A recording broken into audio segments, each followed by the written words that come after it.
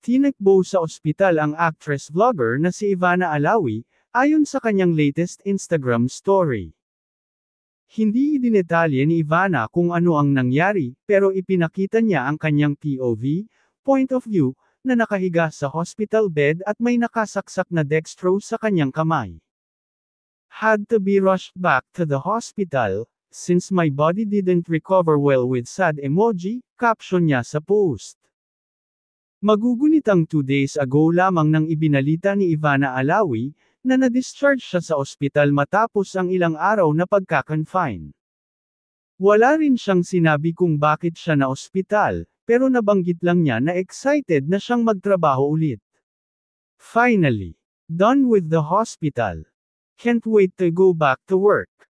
Wika niya sa nakaraang IG story.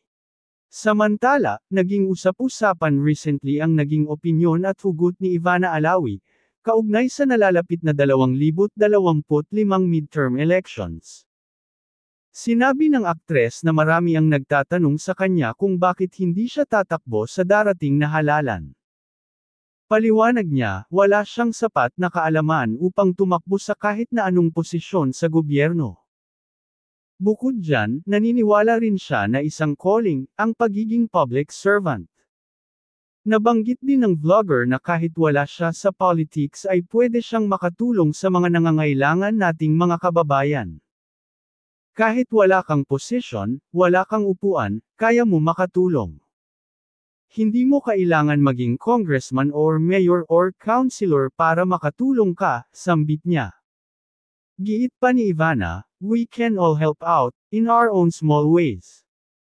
Pagpapasok ka sa politics at ipaglalaban mo ang Pilipinas, dapat may utak ka.